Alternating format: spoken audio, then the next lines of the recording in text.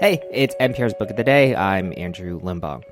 Writing fiction about writers who are really good at writing is always a tricky proposition. Because if the fictional writer's writing is good enough that it's worth all the drama that you're about to put your characters through, well, then you have to write something that good. It's a massive amount of faith to put into your own skills as a writer. This is something our guest today gets into. Anne Enright is the author of the new book, The Wren, about the fallout that comes from having a great artist slash awful man in the family. And she tells NPR Scott Simon that she actually had an easy time getting into the skin of that type of guy because she knows those types of guys. This message comes from NPR sponsor Berkeley, publisher of How to Sell a Haunted House, a New York Times bestselling novel that explores how some houses just don't want to be sold. How to Sell a Haunted House by Grady Hendrix is now available in paperback. This message comes from NPR sponsor Mint Mobile. From the gas pump to the grocery store, inflation is everywhere. So Mint Mobile is offering premium wireless starting at just $15 a month. To get your new phone plan for just $15, go to mintmobile.com/switch. You can make a long list of men considered geniuses, writers, statesmen, scientists, artists, who were also abusive husbands, neglectful fathers, and utter bores. One such man is the famed Irish poet at the heart of a new novel. Phil McDarragh is pure fiction, but he comes alive through poetry like the wren was a panic of feathered air. In my opening hand so fierce and light, I did not feel the push of her ascent away from me.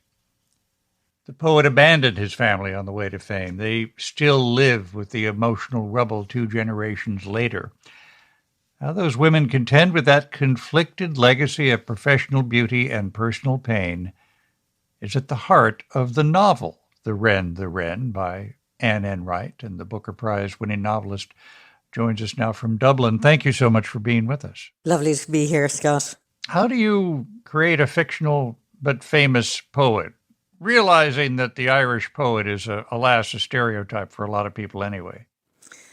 Well, there's always some truth in a cliche, and in this instance, there's much beauty and honour in the Irish poetic tradition, so it was extremely cheeky of me to go there at all.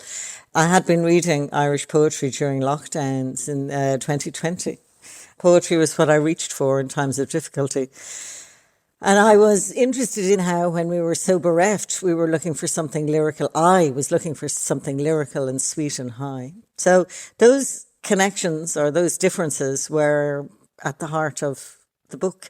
The poet is looking for something beautiful, and the people around him are left with are bereft, are left with all the other stuff that he's escaping from. Mostly himself, it has to be said.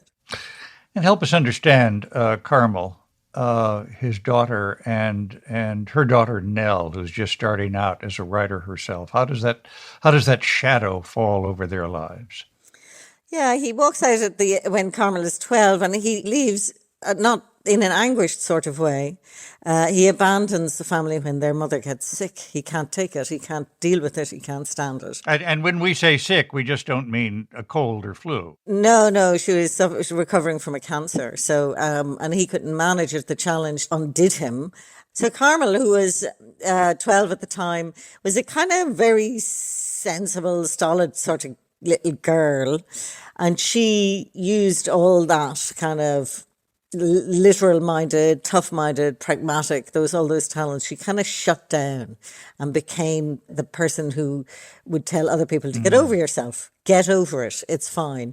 So she made her life in a very practical sort of way, and very practically then she decided she would have a child of her own and that she wouldn't involve any father. Thank you very much, because they were not in any way, in her mind, reliable. So she has Nell, and Nell is just one of those children that comes out completely and utterly themselves. She's that little toddler who's heading for the horizon. In that way, she is a little bit like her grandfather, Phil. She is determined to live a poetic, slightly self-absorbed kind of life. Nell is involved with a man. Would we meet her? Should she see some of those same signs in him? Well, some people say on reading the book that she gets involved with a Batman because her grandfather was a Batman. I'm not really interested in those kind of simplicities. She embarks on a doomed love, the way that love was always doomed in poetry. Love was always obsessive. Love was always helpless and infatuated and yearning and waiting. So she has a kind of evolved crush on this guy who treats her kind of sporadically badly and then less sporadically badly. May I ask you to read one of Phil McDarragh's poems? Yeah, I'm going to read a poem that Phil wrote for his wife when they were courting, because his poetry, as far as he was concerned, was his gift for her. Mm-hmm. It's called On Killiney Hill. For Terry. Through angelica and firs, twice scented meadowsweet, releasing coconut, almond, cardamom, some note beyond my heart's circumference. She peels her aromatic carillon, my bluebell Protestant girl, in the skirt she wore for Sundays. Well, that's utterly beautiful. So how did you put yourself into the mind and skin of Phil McDarragh? Yeah, that was easy. I mean, Phil McDarragh walked into my head, and I know these guys. I know them. Claire Keegan, the wonderful Irish writer, said in an interview recently that women are so attuned to male authority, as it were. They spend a lot of time figuring them out, so they might have knowledge of men that isn't returned, because it's really in their interest to. Yeah, I knew Phil. I knew his self-serving, self-pity, as well as that feeling of reach and inspiration and freedom. I knew all of that. But to make him as a poet, that took a lot of work. Well, but let me put this very practically. This is a character of your creation. Did you ever say, I'm not going to have him write a line that good. He doesn't deserve it. It was really important that the lines be good enough. I mean, I don't have a huge confidence in my talent as a fake poet. Or as a real poet. The craft of poetry is, of course, a lifelong endeavour. But the poems had to stand. This was the great work for me, to make us understand how people would fall for it, or like it, or how those words might endure, and how they might endure separate to the man who made them. There's a moment in the book of particular clarity in which nature is seen for just being nature, not necessarily as a writing prompt for a poet. How was that for you? Yeah, I think all poets and all writers come to that moment at some stage where you realise that the world exists independent of your descriptions of it. And one of the key texts behind the book for me is Adam's naming of the beasts. William Blake did a painting of it. And that line in Genesis where God puts Adam in charge of all the animals in the world.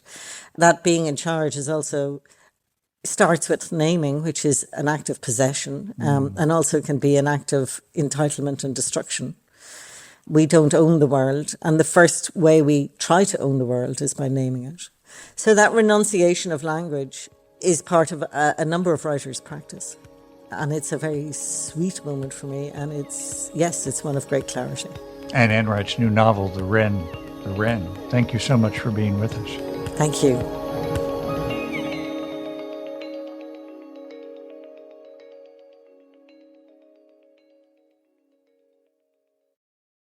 Support for this podcast and the following message come from South Carolina Federal Credit Union. Owning a home is still possible if you ask the right people, like the home loan advisors at South Carolina Federal Credit Union. You could be closer to owning a home than you think with options like no money down and adjustable rate mortgages. Rely on South Carolina Federal for guidance through every step of the home loan process. Learn more at scfederal.org/home loans. Qualifications and restrictions apply. Equal housing lender.